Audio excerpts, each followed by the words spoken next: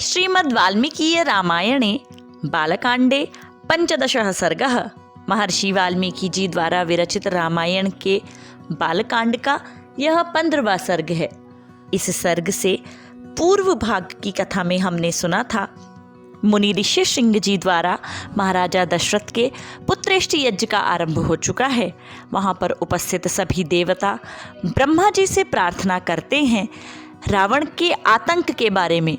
वे उनसे कहते हैं, रावण का आतंक बहुत ज़्यादा बढ़ गया है, आप उसके वध का हमें उपाय बताइए। वे चिंता करते हुए कहते हैं, रावण का वध न तो गंधर्व, यक्ष, देवता या राक्षस किसी भी योनि के द्वारा नहीं हो सकता है, हमें उपाय बताइए। तब ब्रह्मा जी सोचकर बोलते हैं, उस दुरात्मा के वध का उपाय मेरी समझ में आ गया है।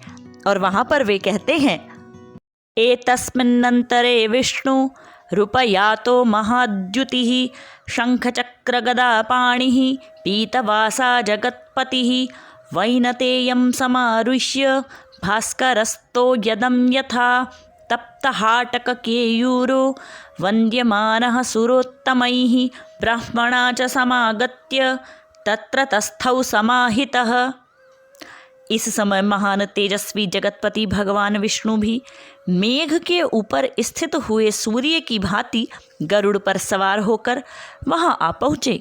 उनके शरीर पर पीतांबर और हाथों में शंख, चक्र, गदा आदि आयुध शोभा पा रहे थे। उनकी दोनों भुजाओं में तपाए हुए सुवर्ण के बने हुए केयूर प्रकाशित हो रहे थे।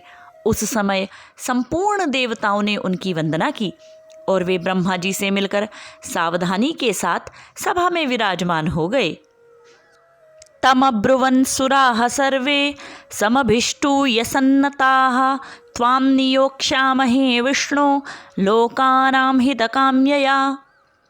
तब समस्त देवताओं ने विनीत भाव से उनकी स्तुति करके कहा, सर्वव्यापी परमेश्वर, हम तीनों लोकों की हित की कामना से आपके ऊपर एक महान कार्य का भार दे रहे हैं। राज्यों दशरथस्य त्वं अयोध्याधिपतेर्विभो धर्मज्ञस्य वदान्यस्य महर्षे समतेजसः अस्य भार्यासु तिसृषु ह्रीश्रीकीर्त्युमुपासु च विष्णुपुत्रत्वमागच्छ कृत्वात्मानं चतुर्विधं तत्र त्वं मानुषो भूत्वा प्रवृद्धं लोककण्टकम् अवध्यं दैवतैर्विष्णो समरे जहि रावणम्। प्रभो, अयोध्या के राजा दशरथ जी धर्मज्ञ, उदार तथा महर्षियों के समान तेजस्वी हैं। उनके 3 रानियां हैं जो श्री, हरि और कीर्ति इन 3 देवियों के समान हैं। विष्णुदेव, आप अपने 4 स्वरूप बनाकर राजा की उन 3 रानियों के गर्भ से पुत्र रूप में अवतार ग्रहण कीजिए। इस प्रकार मनुष्य रूप में प्रकट होकर आप संसार के लिए प्रबल कंटक रूप रावण को, जो देवताओं के लिए अवध्य है, समरभूमि में मार डालिए। सही देवान् स गंधर्वान् सिद्धांश्च ऋषिसत्तमान् राक्षसो रावणो मूर्खो वीर्योद्रेकेण बाधते। वह मूर्ख राक्षस रावण अपने बढ़े हुए पराक्रम से देवता, गंधर्व, सिद्ध तथा श्रेष्ठ महर्षियों को बहुत कष्ट दे रहा है। ऋषयश्च ततस्तेन गंधर्वाप्सरसस्तथा क्रीडन्तो नंदनवने रौद्रेण विनिपातिताः। उस रौद्र निशाचर ने ऋषियों को तथा नंदनवन में क्रीड़ा करने वाले गंधर्वों और अप्सराओं को भी स्वर्ग से भूमि पर गिरा दिया है। वधार्थं वयमायास्तास् तस्य वै मुनिभिः सह सिद्ध गंधर्व यक्षाश्च ततस्त्वां शरणं गताः। इसीलिए मुनियों सहित हम सब सिद्ध, गंधर्व, यक्ष तथा देवता उसके वध के लिए आपकी शरण में आए हैं। त्वं गतिः परमा देव सर्वेषां नः परन्तप वधाय देव शत्रूणां ऋणां लोके मनः कुरु। शत्रुओं को संताप देने वाले देव, आप ही हम सब लोगों की परम गति हैं। अतः इन देवद्रोहियों का वध करने के लिए आप मनुष्य लोक में अवतार लेने का निश्चय कीजिए। एवं स्तुतस्तु देवेशो विष्णुस्त्रिदंश पुंगवः पितामह पुरोगास्तान् सर्वलोक नमस्कृतः अब्रवीत् त्रिदशान् सर्वान् समेतान् धर्म संहितान्। उनके इस प्रकार स्तुति करने पर सर्वलोक वंदित देव प्रवर देवाधिदेव भगवान विष्णु ने वहाँ एकत्रित हुए उन समस्त ब्रह्मा आदि धर्मपारायण देवताओं से इस प्रकार कहा। भयं त्यजत भद्रं वो हितार्थं युधि रावणं सपुत्र पौत्रं सामात्यं समंत्री ज्याति बांधवं हत्वा क्रूरं दुराधर्षं देवर्षीणां भयावहं 10 वर्ष सहस्राणि 10 वर्ष शतानि च वत्स्यामि मानुषे लोके पालयन पृथ्वीमिमाम। भगवान विष्णु वहाँ पर कहते हैं, देवगण तुम्हारा कल्याण हो, तुम भय को त्याग दो। मैं तुम्हारा हित करने के लिए रावण को पुत्र पौत्र आमात्य मंत्री और बंधु बांधवों सहित युद्ध में मार डालूंगा।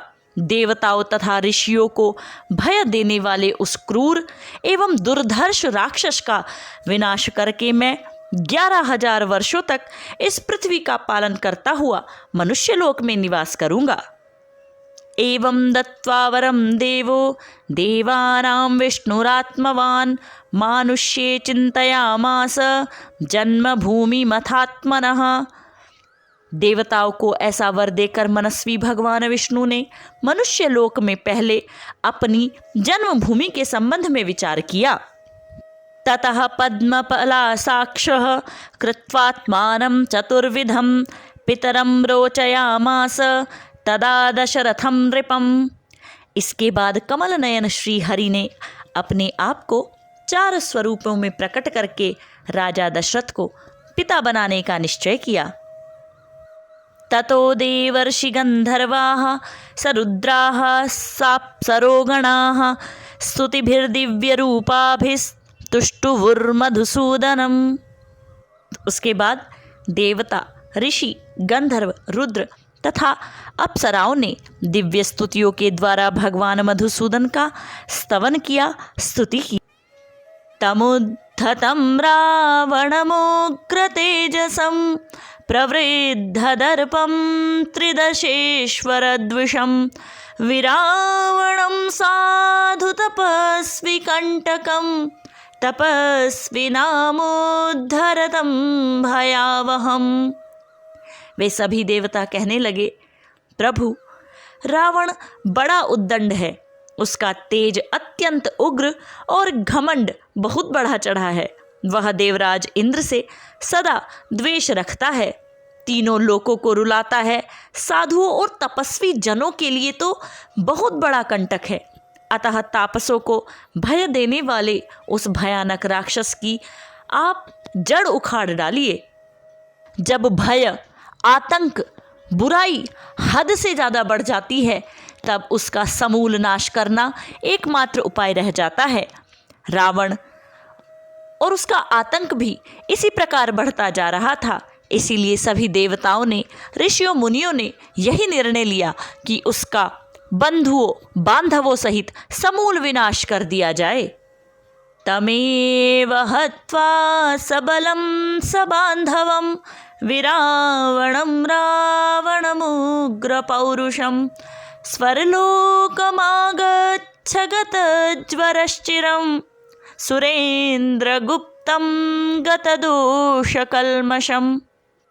हे उपेंद्र, सारे जगत को रुलाने वाले उस उग्र पराक्रमी रावण को सेना और बंधु बांधवों सहित नष्ट करके अपनी स्वाभाविक निश्चिंतता के साथ अपने ही द्वारा सुरक्षित उस चिरंतर वैकुंठ धाम में आ जाइए, जिसे राग द्वेष आदि दोषों का कलुष कभी नहीं छुपाता है। इत्यार्षे श्रीमद् रामायणे वाल्मीकिये आदिकाव्ये बालकांडे 15 सर्गः। इस प्रकार महर्षि वाल्मीकि जी द्वारा निर्मित आर्ष रामायण आदि काव्य के बालकांड में 15वां सर्ग पूर्ण हुआ। इसके पश्चात हम आगे के सर्गों में सुनेंगे कि किस प्रकार श्री हरि विष्णु ने रावण वध के लिए मनुष्य के रूप में अवतीर्ण होने को कहा, और साथ ही हम देखेंगे किस प्रकार रानियों ने गर्भ धारण किया।